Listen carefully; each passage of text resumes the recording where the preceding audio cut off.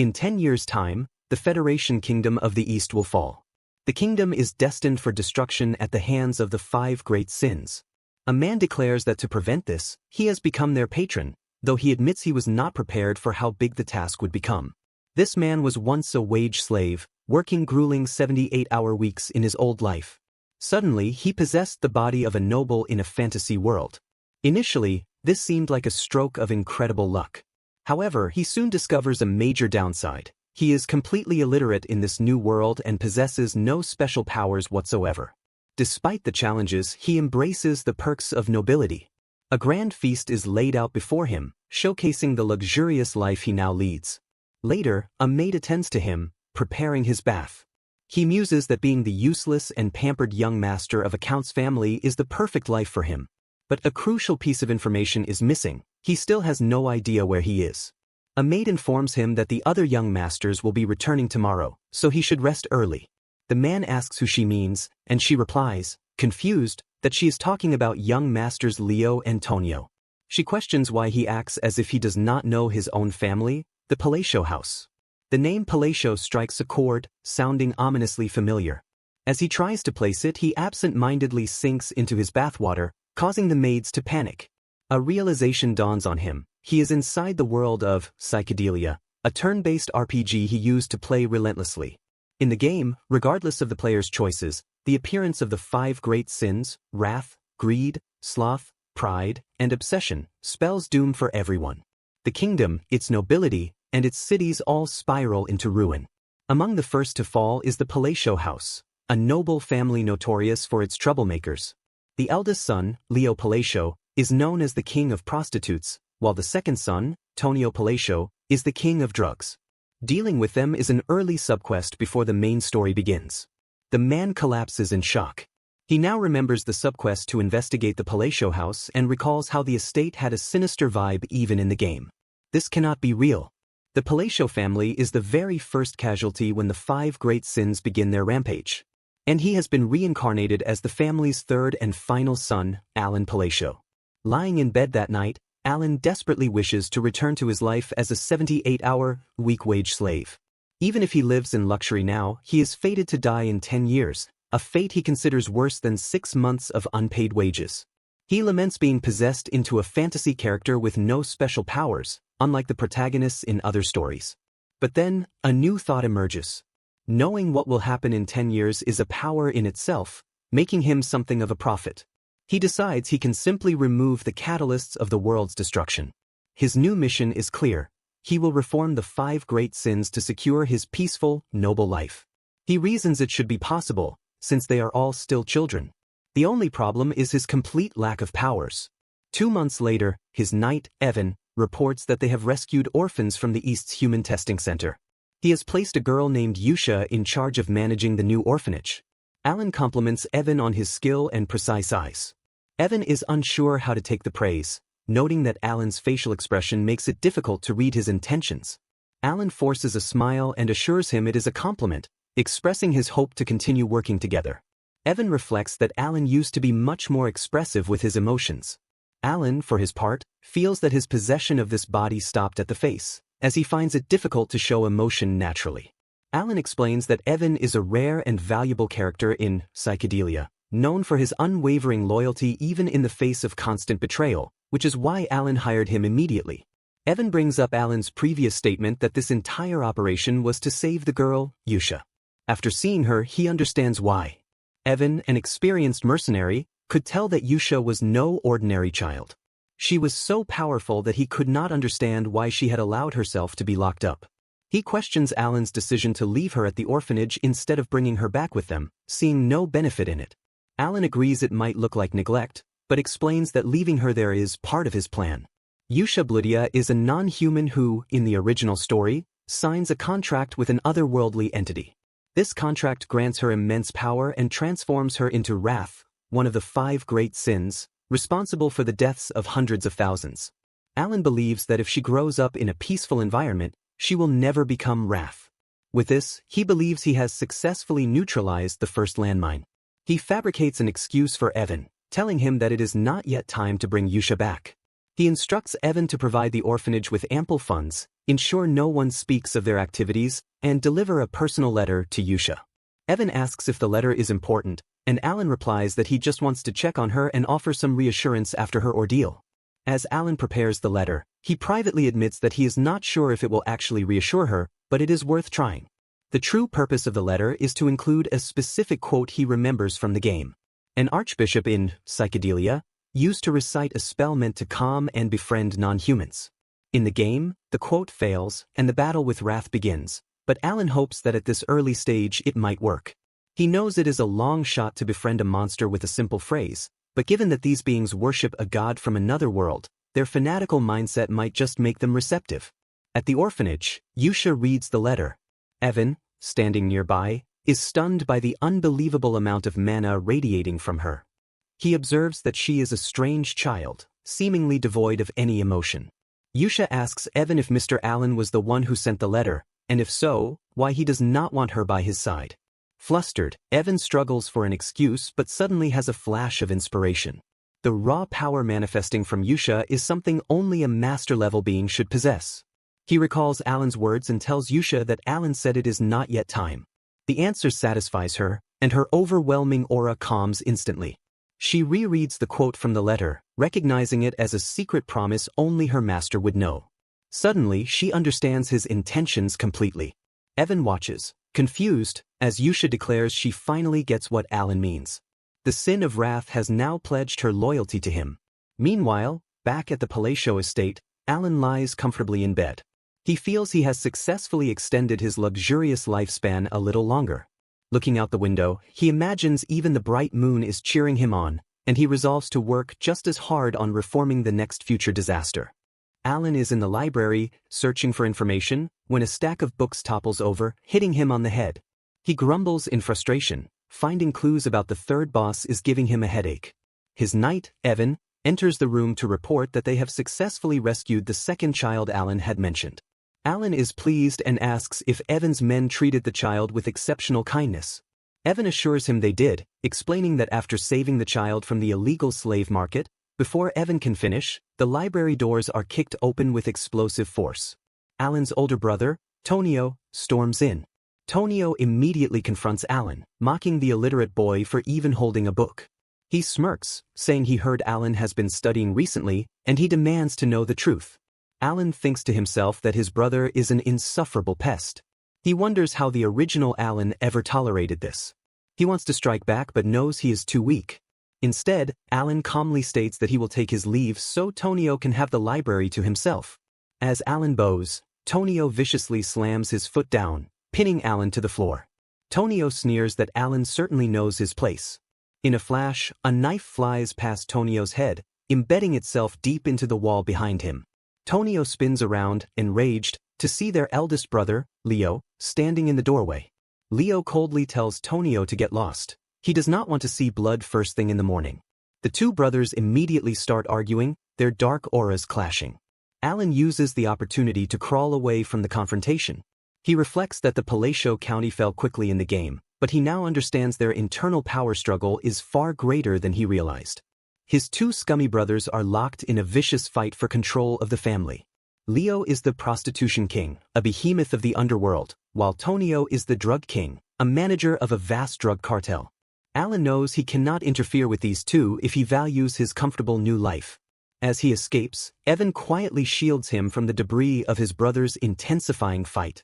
Alan solidifies his resolve. He will survive by acting like a weak and incompetent bastard child.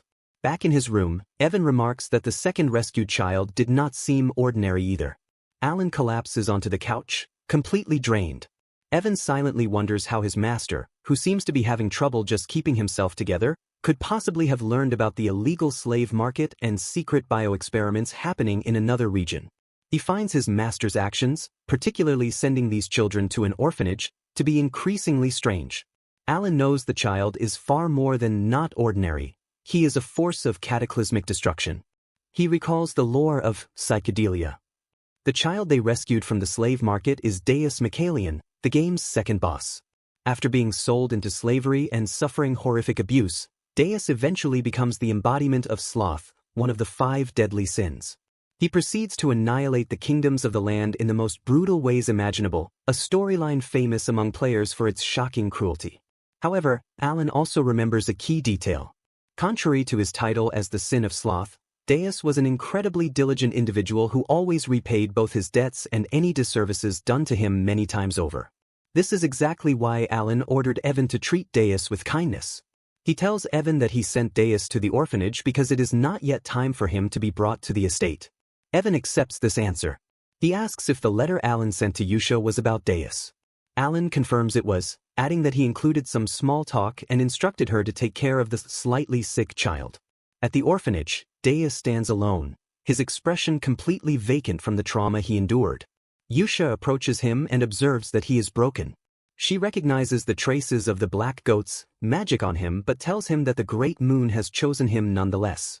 She congratulates him and channels power into him, urging him to feel the gift he has been bestowed and unleash his potential. She promises that if he stays loyal to their master and follows his orders, he will have his revenge.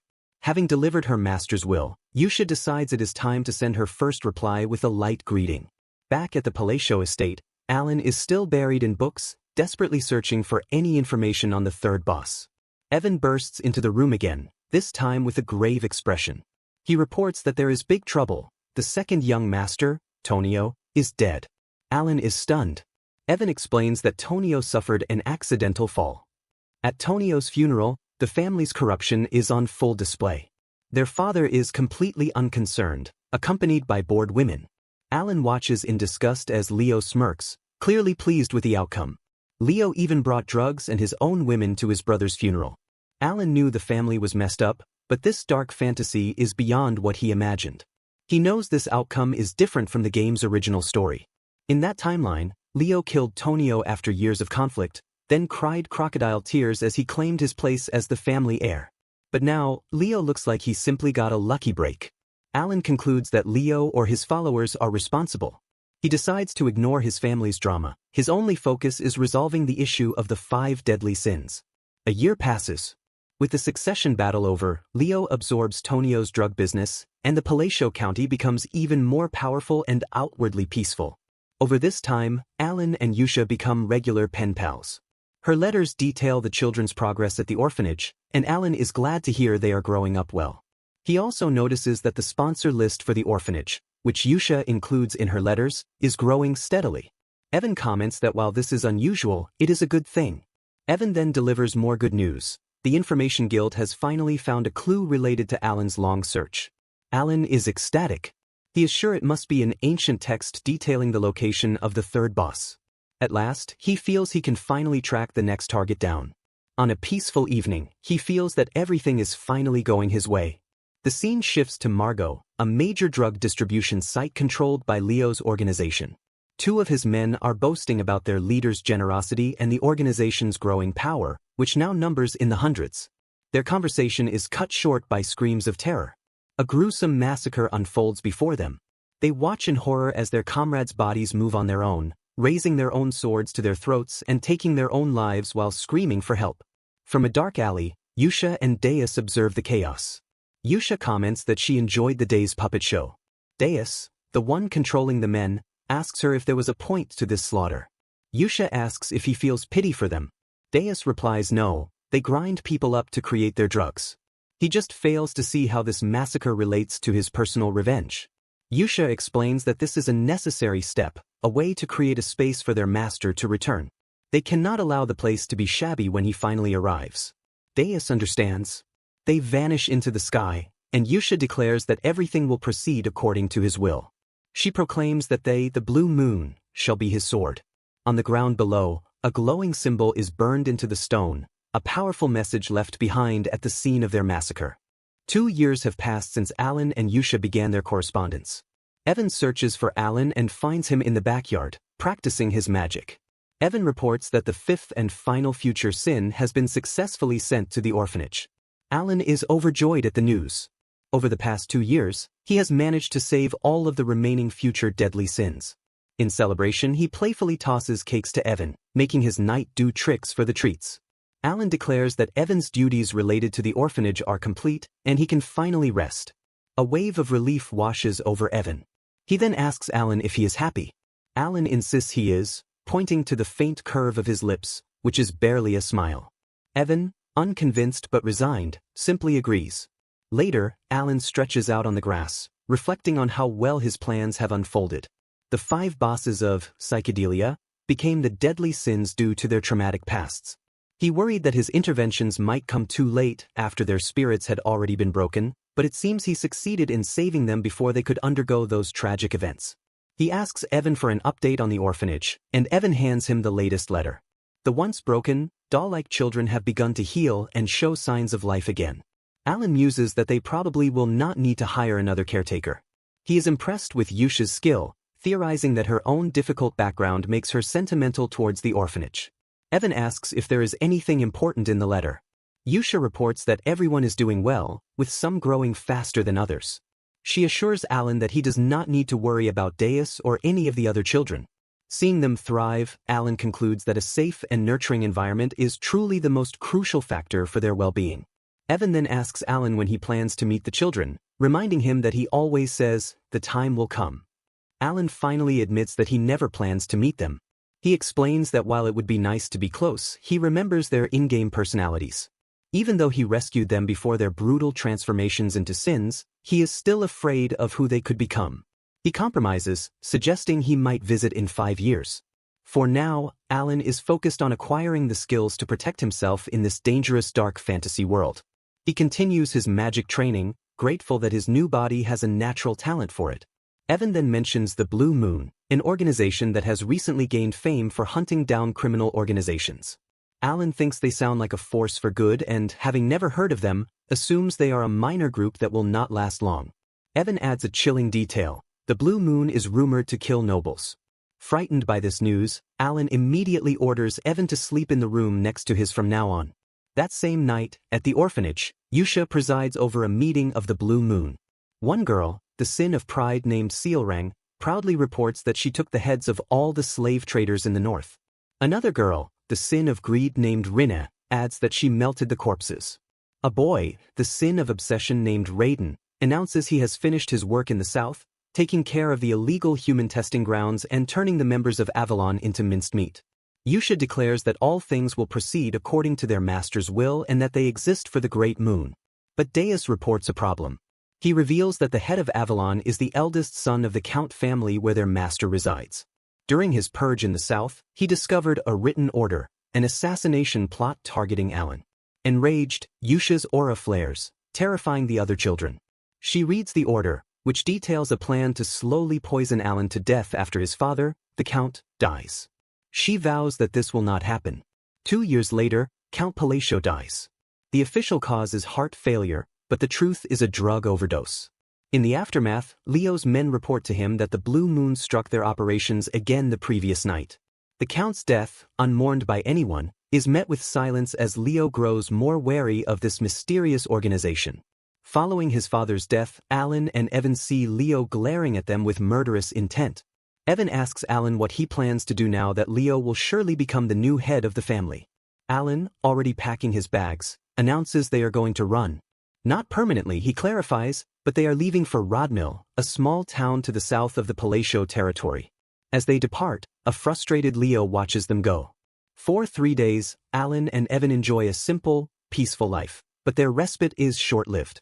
They are forced to return for Leo's funeral. Back at the estate, Alan is bewildered. Leo is dead, stabbed through the heart, far earlier than in the game's timeline. He wonders who could have killed him. When he approaches Leo's men to ask about the cause of death, they cower in fear, apologizing for even looking at him. Every servant in the mansion now avoids him, their eyes filled with terror. Evan returns from his own investigation, his expression serious. He looks at Alan and asks a single shocking question. Is he the one who made Avalon vanish overnight? Alan stares back, completely baffled by the question and the chaos unfolding around him. The narrative flashes back to 3 days prior, on the day Alan and Evan departed for Rodmill. Evan suggests they go to a city instead, but Alan emphatically refuses. Rodmill, he declares, is his final destination. His grand mission, saving the 5 great sins and, by extension, the world, is complete. Rodmill has no connection to the original story of the game, and better yet, his family has a villa there.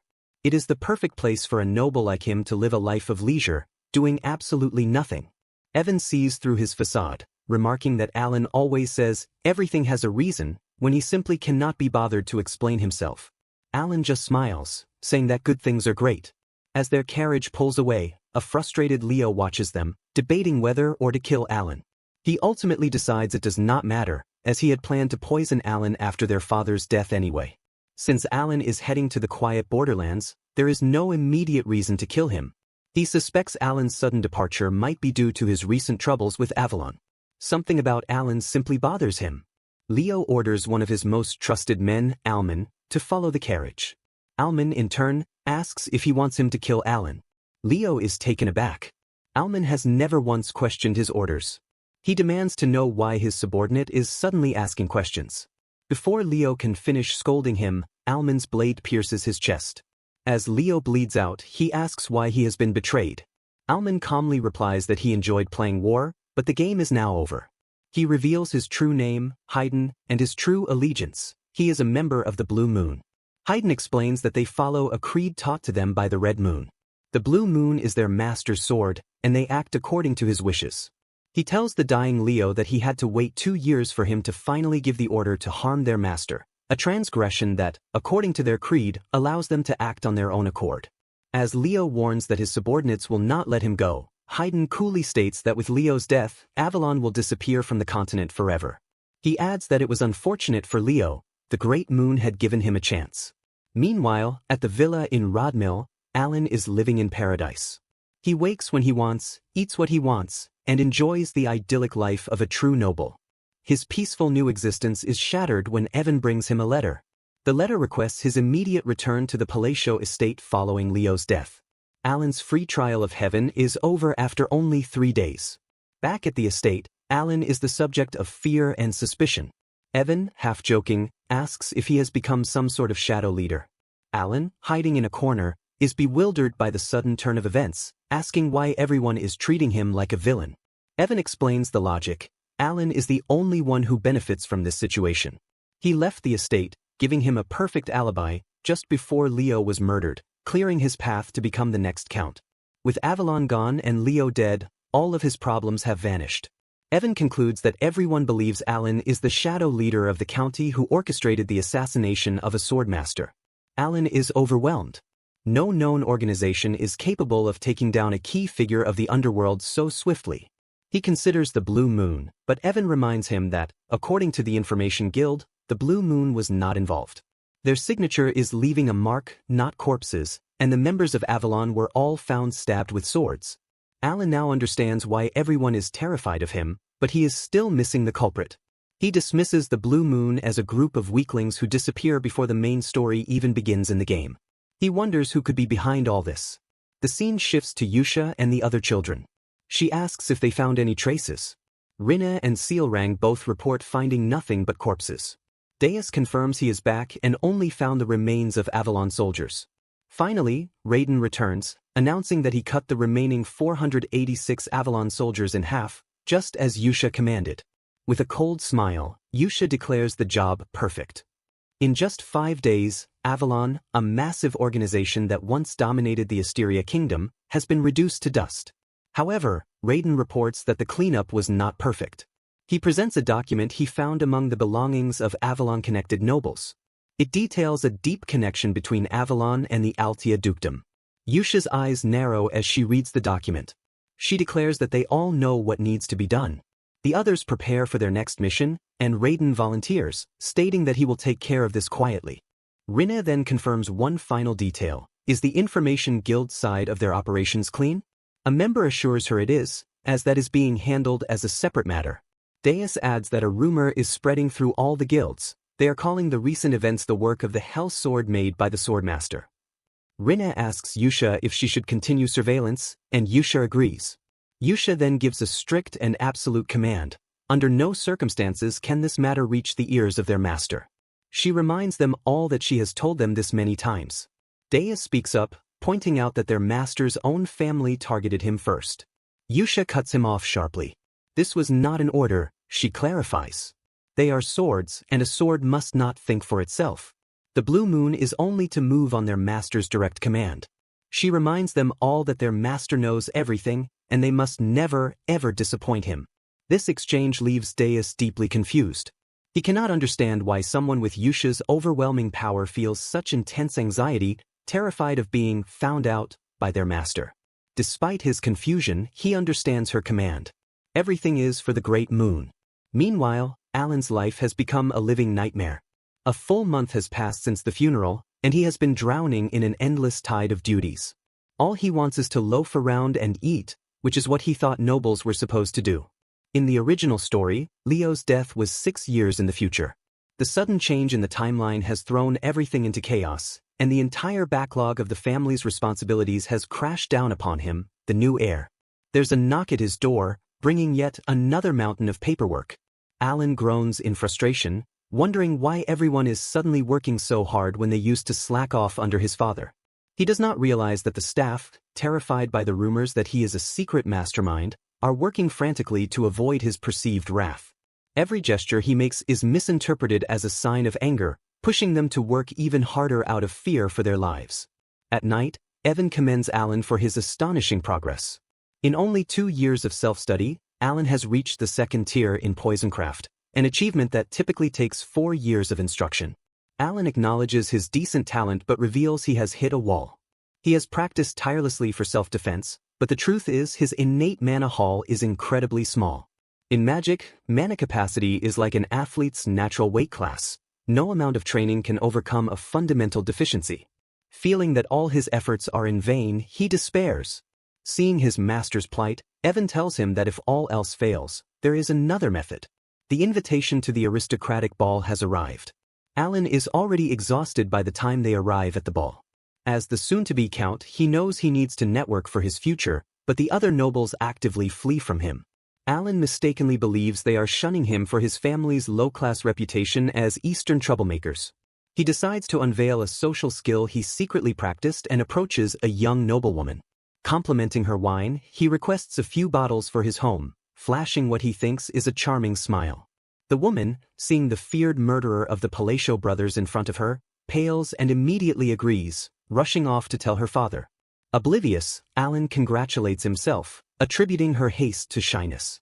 By the end of the night, his intimidating reputation has earned him a large pile of gifts. Defeated and socially isolated, Alan escapes to a balcony for fresh air, wondering where everything went wrong.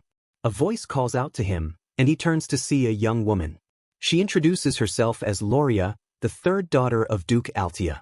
The name instantly puts Alan on alert. The Altia family are the northern troublemakers, one of the major shadow players from the game. He is certain she is no ordinary person, yet he has no memory of her appearing in Psychedelia. Loria wastes no time and gets straight to the point. She asks Alan to lend her his strength, because she is going to be assassinated very soon. Alan considers Loria's desperate plea. He processes her story. She was protected as the daughter of her father's mistress, but now that Duke Altia's condition has worsened, her older sisters are planning to kill her. It is a classic, mutual downfall succession crisis. Alan realizes that this explains why he does not remember her from the game. She must have already been dead before the main story even started. Loria insists that with the power Lord Alan possesses, he could surely save her. Alan, however, tells her that he must decline. Unwilling to give up, Loria tells him she is not asking for help empty-handed. She promises to give him half of the Altia family's fortune if he saves her, but Alan is firm, telling her that he will be taking his leave. He sympathizes with her plight but can barely take care of himself right now. It is better not to give her any false hope. Even if he wanted to help, he is not the powerful figure that the rumors claim him to be. As he walks away, he glances back one last time at the desolate-looking girl. He sighs with a hint of regret, telling her that he wishes her luck and hopes she finds a reliable ally. As he departs the ball, members of the Blue Moon watch from a hidden location. Raiden notes that an Altia has approached their great moon, and another suggests passing the information on to Yusha. Rinne, however, says it is fine. According to their intelligence, Loria is the only member of the Altia family not tied to Avalon, which means she is the only one who is not one of Raiden's targets. Deus concludes that this simplifies things. The rest of the Altia family will be dealt with.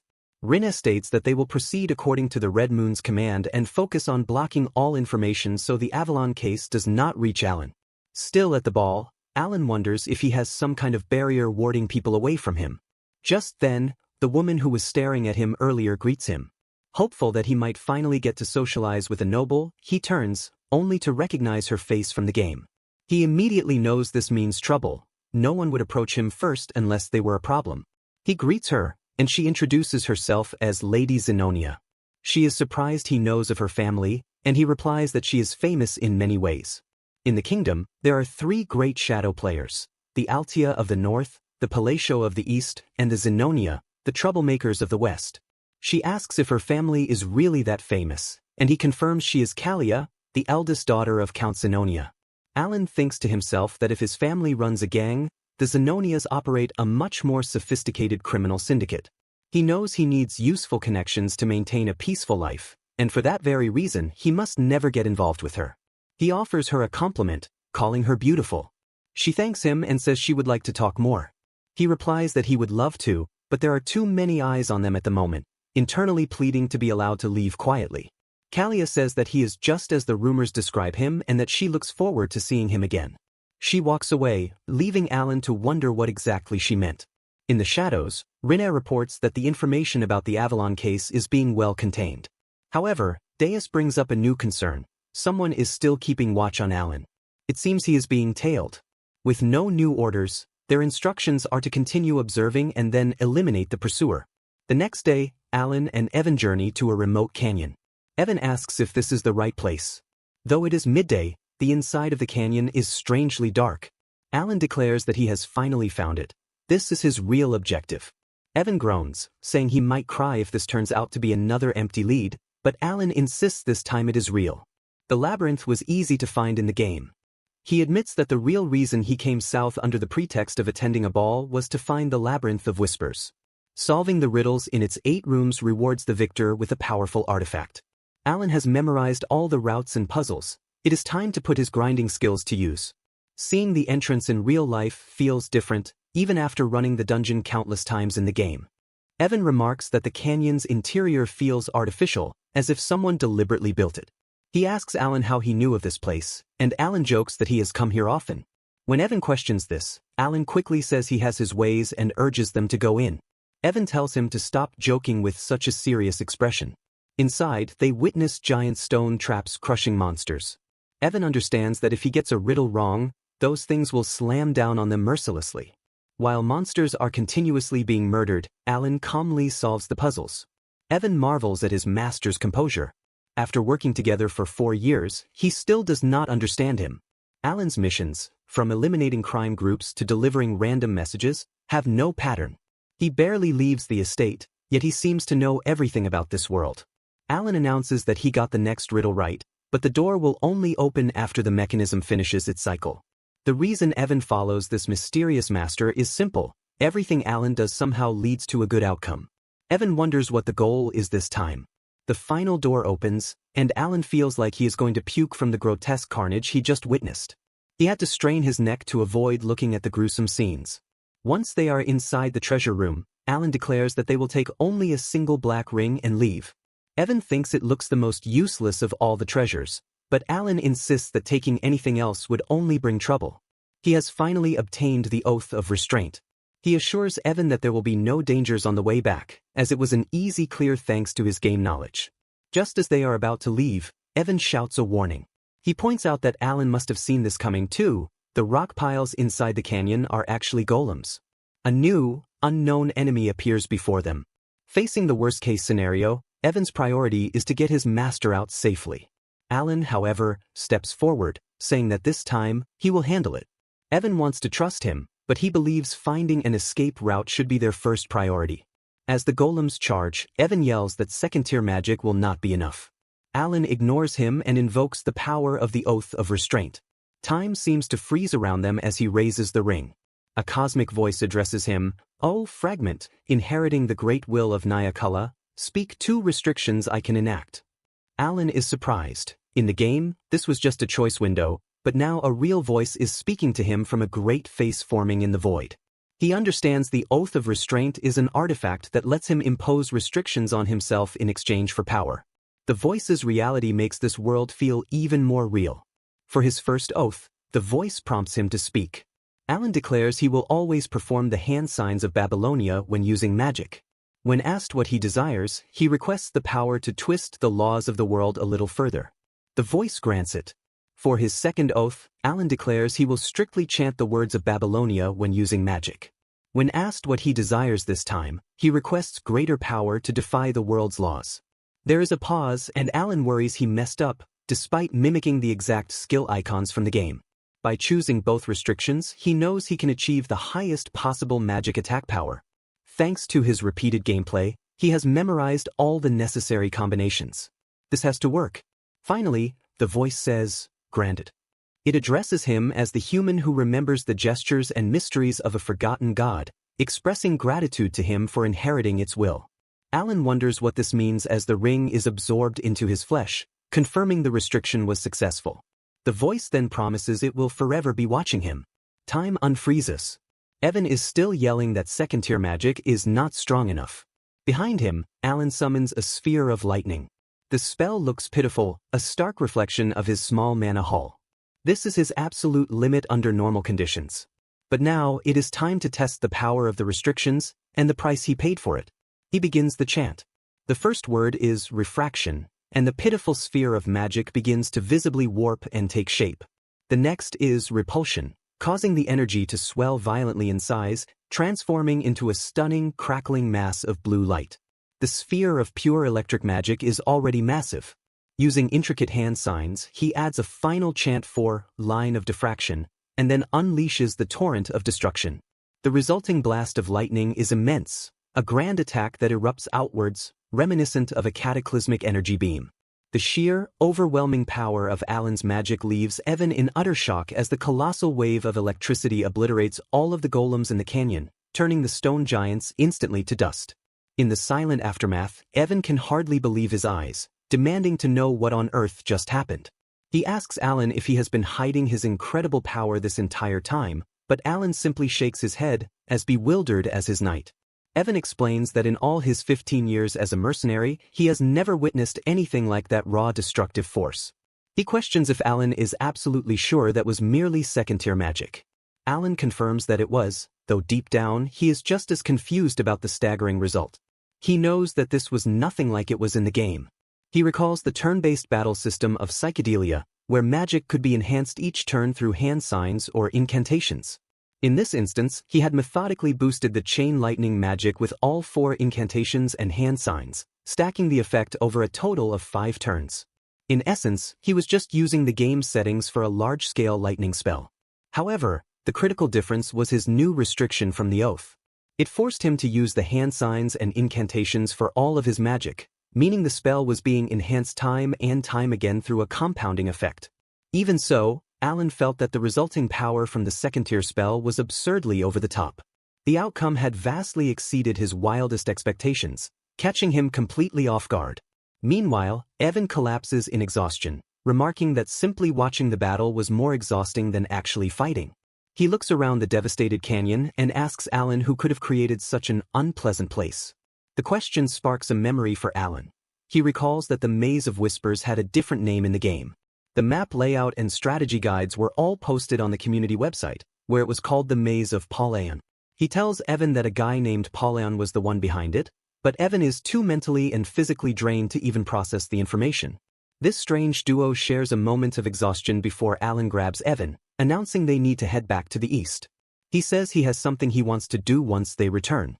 This sudden burst of motivation from his usually lazy master startles Evan. Later, Alan reflects on the experience. He remembers how choosing a hand sign that matched a spell's attribute would increase its power. Choosing the right incantation would enhance its properties. Those were how the game's mechanics were designed to work.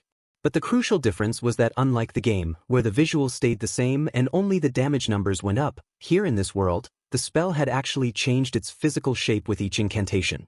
He wonders if this phenomenon only applies to him, perhaps because he is especially skilled at controlling his mana.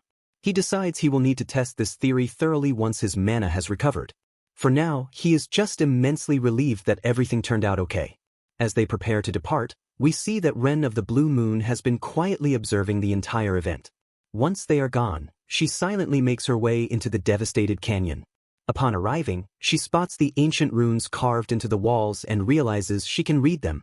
They are the glyphs of the Alanef Empire, telling the story of the forgotten outer gods. Her eyes then catch another, more hidden glyph in a corner, which she translates as, "For my friend who shall be left alone, from the coward Paulin." A smile spreads across her face. She knows this name. The one who halted the invasion of the Black Things, who stood victorious against the Alakalaka that devoured the hearts of the citizens, was none other than the brilliant emperor, Paulaon the Great. The reason she knows all this is because she inherited this knowledge at birth, thanks to the ancient library she received as part of her powers. She connects the dots from Alan's earlier comment about Paulaon building the maze, but she misinterprets everything completely. She already knew that Alan was special, since the legendary Bloody Queen, Yusha, follows him, a feat one would only read about in history books. But now, she comes to a new, stunning conclusion. She believes Alan is an actual friend of the ancient Emperor Paulaon. She further recalls that the unique phrases Alan used while casting his magic do not exist anywhere in her ancient library, which only solidifies her belief in his extraordinary nature. A blush creeps onto her face. She admits to herself that Yusha was right about him all along and feels a bit embarrassed for ever following orders without full conviction. And just like that, Alan unknowingly gains another utterly devoted, Yandrin training to his cause. Deus then arrives at the scene. Rin immediately asks if he got any information from the spy who was tailing their great master. Deus reports that the man is dead, but clarifies that he was not the one who did it. The man's head had simply twisted around in midair on its own. Rina insists they must report this to Yusha for processing, and Deus agrees, so they depart. The scene shifts to the Zenonia County, where Lady Kalia is sipping her tea, pondering her encounter with Alan. She recalls his chilling, emotionless expression and his abyss-like eyes. The fact that he called her famous bothers her. While Count Zenonia is indeed strong and well-known, she herself does not participate in any social activities. This is because she is the true mastermind, using black magic to control her father, the Count, as her puppet, making her the real head of the family. The fact that Alan called her famous makes her believe he somehow knows her secret, a terrifying thought since no one is supposed to be aware of her deception. She remembers his comment about there being too many eyes on them, which she now misinterprets as him having discovered the spies she had sent to follow him. This is a classic case of cascading misunderstandings, something straight out of an Eminence in Shadow scenario. Suddenly, one of her servants calls for her, saying there is a problem. She asks what is wrong, but the servant insists it is better for her to see it for herself. When she heads to her room, she discovers the corpse of the very person she had sent to follow Alan. The servant explains that since the magical seal on the body did not activate, it means he did not reveal any of her secrets. But Kalia knows instantly that the killer must have intentionally brought the body directly to her room as a message. Frustrated and paranoid, she questions how Alan could have possibly figured out that she was the one who sent the spy to tail him. And just like that, Alan, through no action of his own, becomes the subject of yet another grand misunderstanding. In the grand halls of the Altia Ducal estate, Loria walks through the quiet corridors, her thoughts a mix of regret and harsh realization. He was not someone to be underestimated, the distinguished figure of the underworld with eyes as cold as her father's. He was the kind of person she must never make an enemy of. He had been her last lifeline, but a man like that would never accept a deal that brought him such significant risk. Her sly siblings, the eldest daughter Marianne, second son Keeg, eldest son Timalian, and second daughter Pyron, had already stripped her of all her assets and power. She had nothing left. She had only survived this long thanks to her father's love and mercy, but now she does not know what to do. As she enters the estate's main hall, maids rush towards her, their voices trembling with panic. They cry out that Lady Pyron and Keeg have taken their own lives. The news hits Loria like a physical blow. Those two would rather stab their own family than admit defeat. Why would they take their own lives? It does not make any sense. A cold fear grips her as she asks about Timalian and Marianne. Soon after, she is led to a horrifying scene. Timalian and Marianne lie lifeless on the floor, having apparently killed each other. Loria's body trembles, her mind screaming with confusion. Meanwhile, outside the estate, Raiden departs, a faint smirk on his lips as he mutters, "Successfully eliminated." Loria's mind flashes back to Alan's cryptic words at the ball, "Good things will happen." An icy dread washes over her as she understands. The true mastermind of the Count's household, the one who hid his claws and waited for the right moment, had made his move. This is what he meant. Overnight, she has become the sole successor to the ducal family. A bitter laugh escapes her lips. She wonders what kind of monstrous devil she has just made a pact with, but she knows there is no turning back now. There were already far too many precedents of what happened to those who betrayed him. She resolves to walk the path she has chosen. 2 months later, a magnificent gift arrives at the palatial estate for Alan. Evan's eyes widen in surprise. It is a bottle of Cernance wine, a luxurious vintage that costs thousands of gold per bottle. When Alan reads the accompanying letter, he realizes the gift is from Loria Altia, not her father. He is confused as to why she would send it, the gesture stinging his conscience since he had been unable to help her. He asks the servant if the gift is truly for him, and the servant confirms that the Duke herself ordered him to deliver it personally. That single phrase, the Duke herself, makes Alan freeze. The youngest daughter, Loria, had become the Duke. In her new office, Loria reflects on the past 2 months. After her father's funeral, she officially ascended to her new title. She remembers a time when she was not even allowed to enter this room.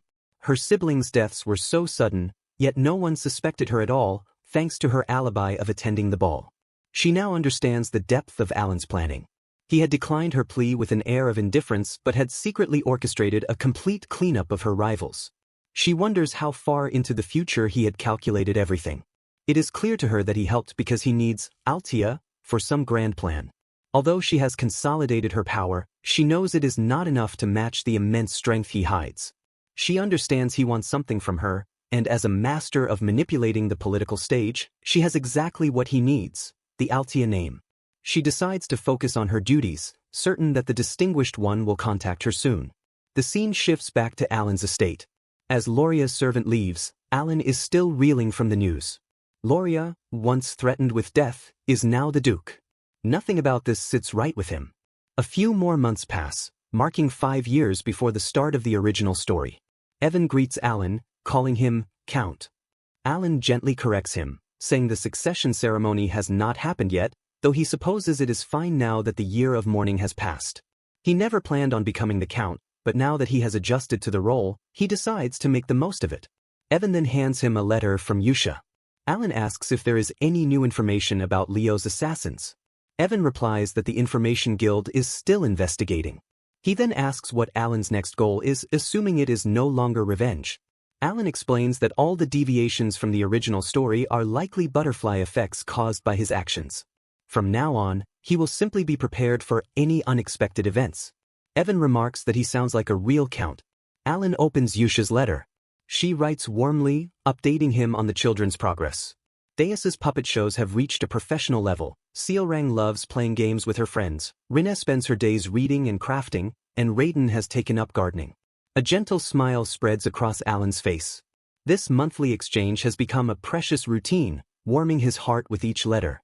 Though he has never seen their faces, he is content knowing they are growing well. A sudden thought strikes him. The children are all grown up now. Evan confirms this, adding that some have already left the orphanage. Alan's charges have reached an age where they are ready to enter society. He decides it is time to let them go. Evan is surprised, reminding him he kept them together because they were wounded, but Alan reasons that they are now healthy and ready for their own futures. He believes he has cared for them enough to prevent them from becoming deadly sins. Alan recalls the talents each of them possessed in the original game. Yusha had a talent for faith, Deus for the sword, Rinna for studying, Sealrang for fighting, and Raiden for being an apostle. If they pursue fields suited to their talents, they should all thrive.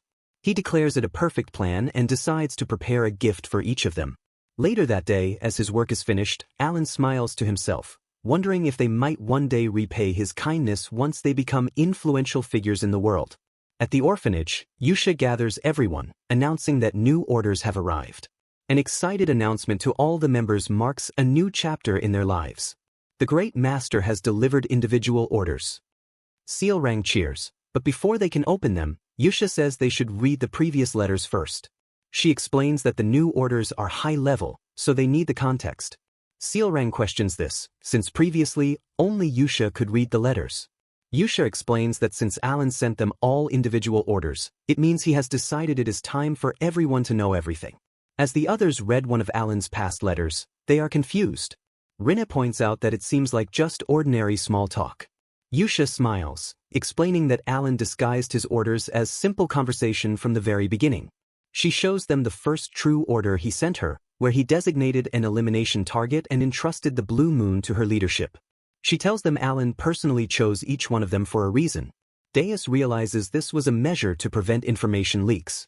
As Yusha recalls her first, direct mission, she emphasizes the importance of understanding and executing orders without fail. Deus then questions the method. If leaks are a concern, why use physical letters instead of magic communicators? Raiden agrees it seems strange. Yusha's expression hardens, and she reminds them with chillingly steadfast trust that their only duty is to follow orders. Deus relents, accepting her unwavering resolve. With that settled, they finally read their new assignments. Rinna is to head to Larthania, the Maze City. Deus is going to Caliban, the Nation of Knights. Raiden is sent to Raxus, the Entertainment City, and Sealrang is sent to a desert colony she dislikes. Yusha reveals her destination is Rosario, the Holy Kingdom. The letters contain everything they need to do. Deus notes that he has been ordered to become a knight, a reason he does not yet understand. Sealrang adds that Alan assured her their patronage would continue, and Rinna mentions that he also included the locations of individual gifts. Raiden says they will understand once they arrive at their destinations. Yusha gives one final absolute rule. Unless Alan says it first, they are to never mention the name Blue Moon. The following day, the 5 members depart for their separate missions. 3 months later, Alan is in his office, frustrated. His research into magic and his new abilities has yielded nothing. He sighs, realizing he will have to experiment himself. He then remembers the investigation into Leo's murder and asks Evan for an update. Evan reports that the Information Guild has found nothing. Alan accepts this, whispering to himself that the butterfly effect from his actions has gotten out of his control. Loria, who should be dead, is now a duke expanding her power at a terrifying speed. Tired of the complications, Alan decides to call off the investigation into his brother's death. Evan is surprised, but Alan explains his reasoning. Ignorance, in this case, is bliss. The Information Guild's network is vast, and digging into matters he is not supposed to could have fatal consequences. Secret organizations like the one that killed Leo would not harm him as long as he does not interfere in their affairs. Evan agrees to stop the investigation. He then shares a piece of news. Deus has recently been appointed as a knight in Caliban. Alan is pleased, saying, "Good for him." 3 months after that, Evan reports that Deus has already formed an entire knight order. Alan is stunned. To do that, Deus must be at least an expert-level swordsman.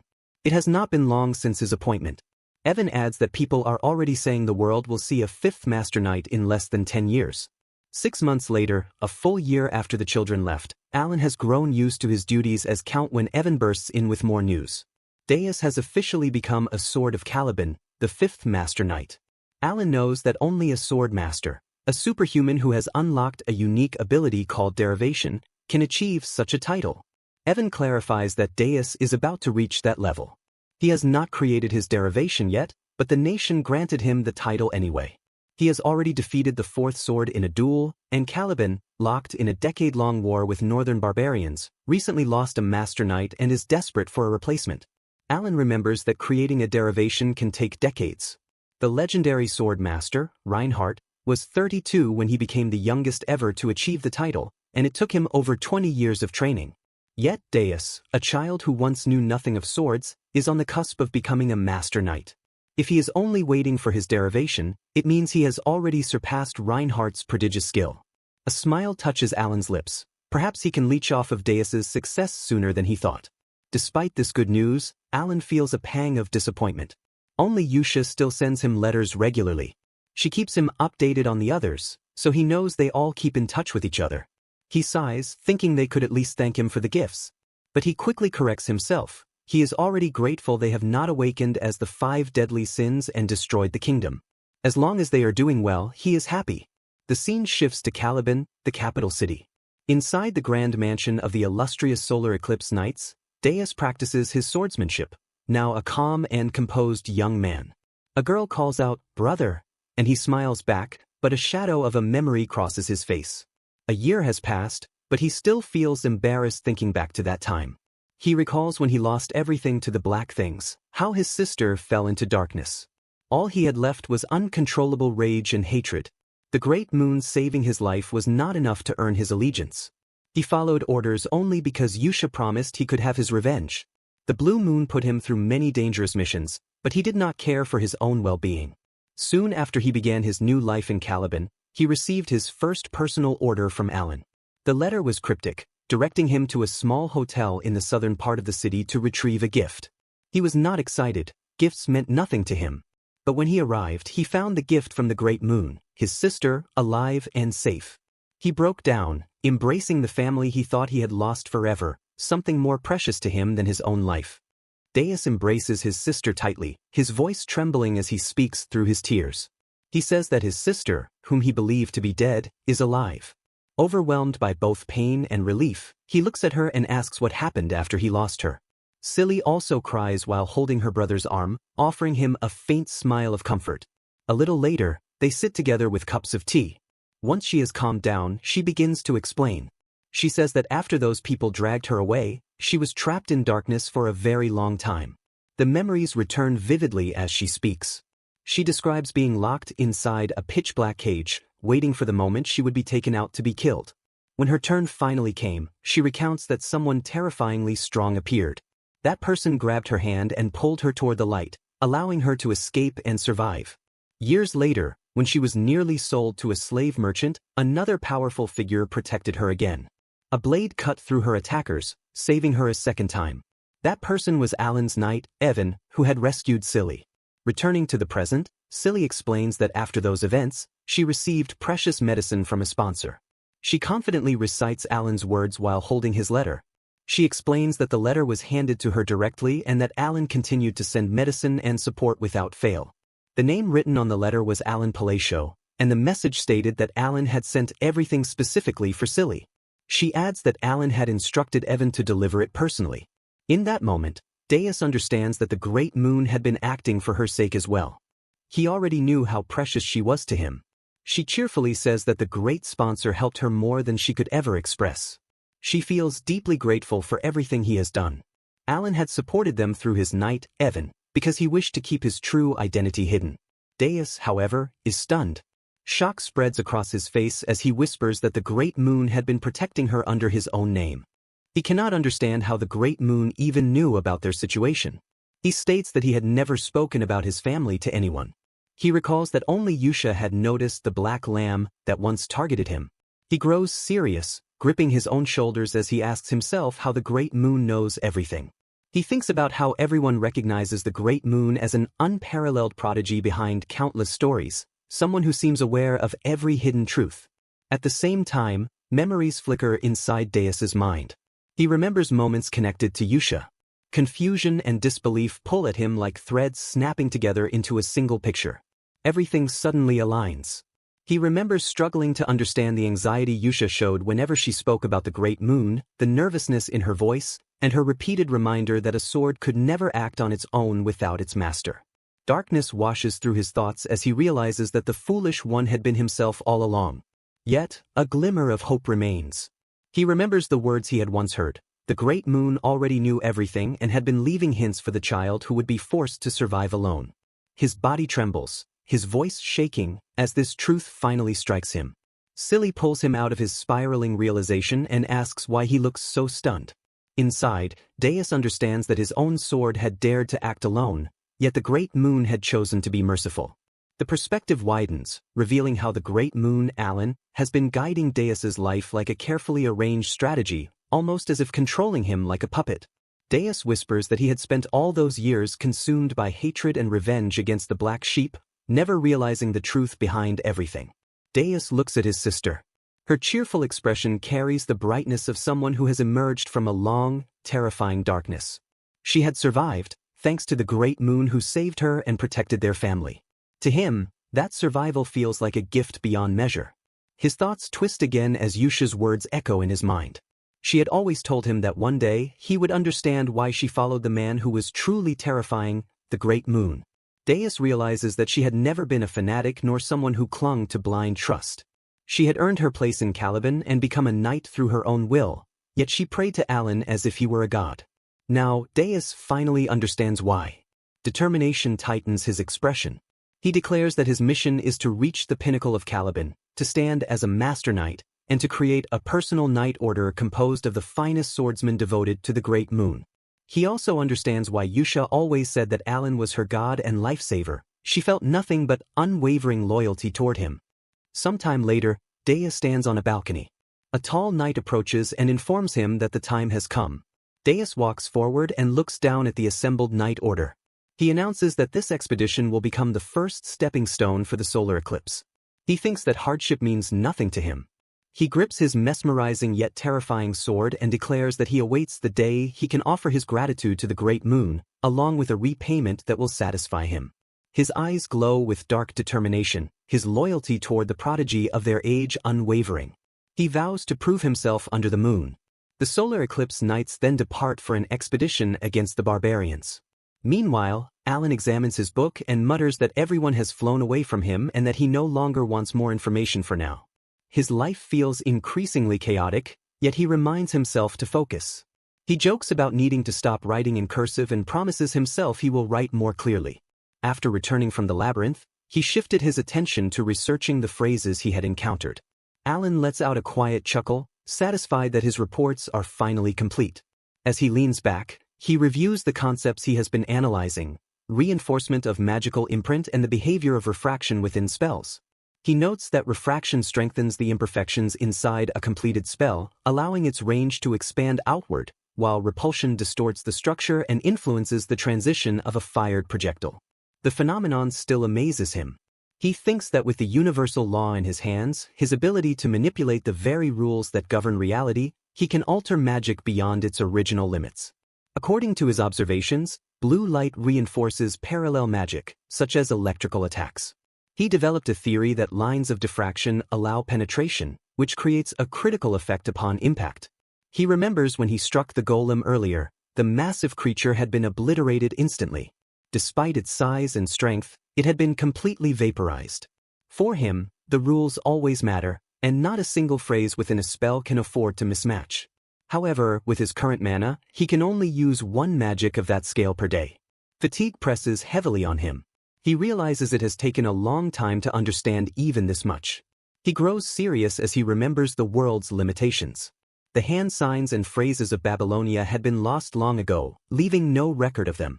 Nothing exists in the written history of this world, so he was forced to research alone and build the missing pieces from scratch.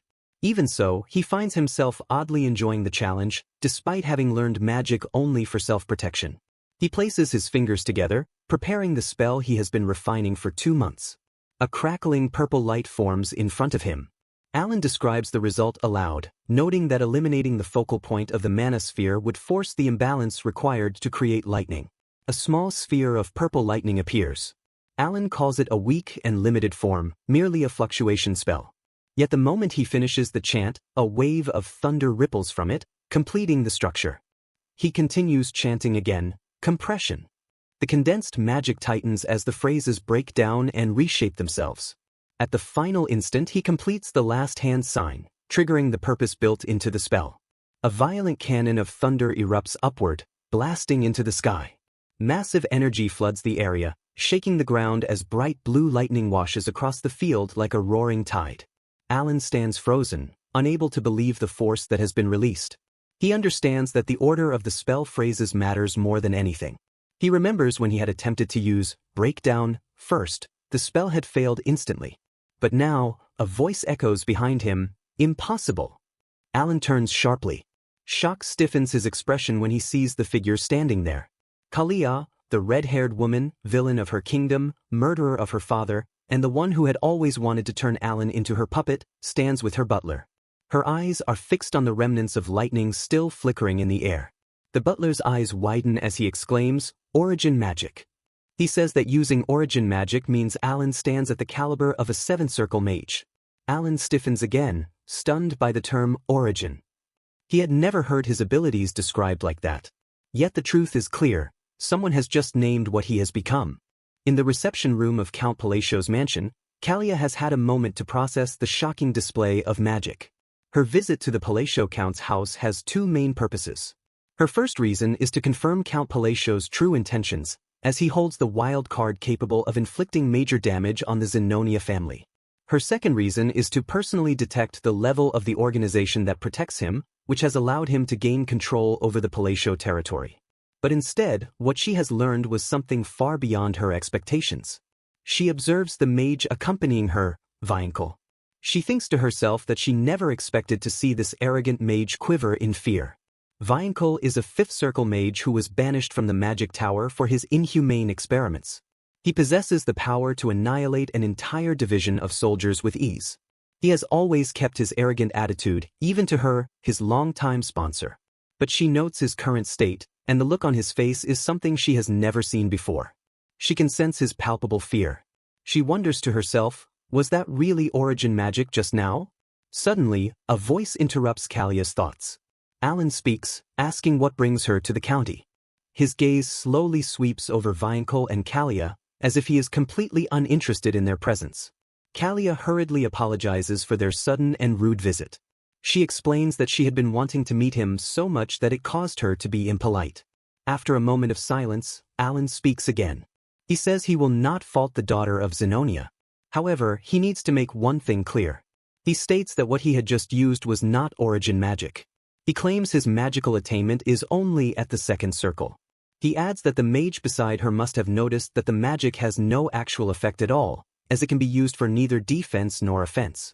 To them, these words carry a clear and ominous meaning. Stay quiet about what you just saw. Viankel, trembling, is the first to speak.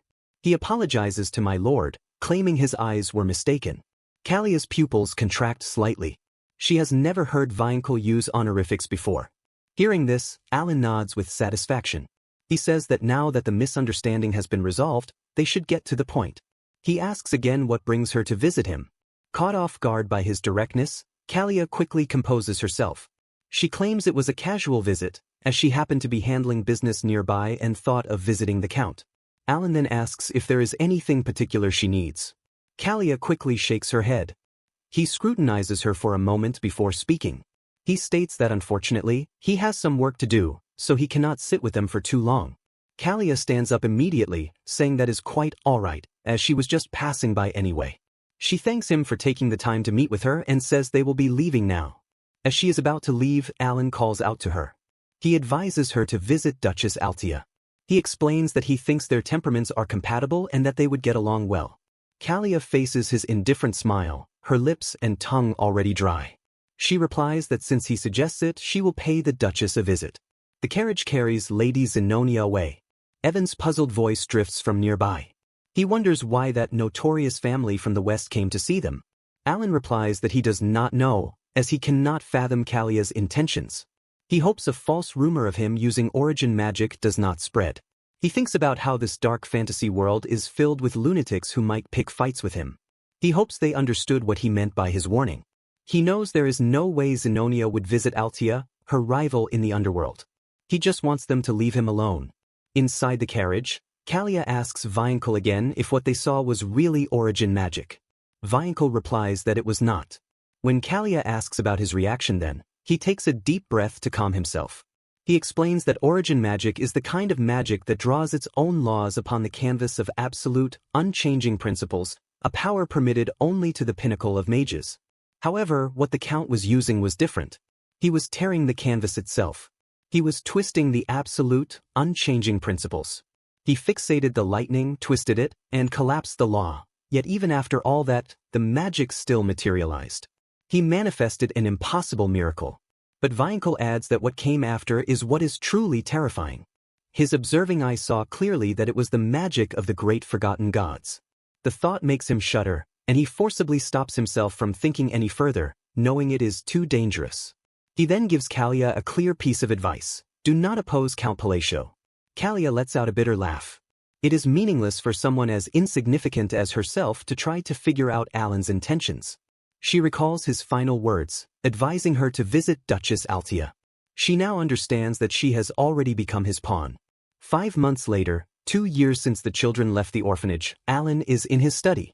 He asks Evan for any new information, especially about the children. Evan reports that there is nothing new about the children, but there is news about Zenonia County and the Altia Duchy.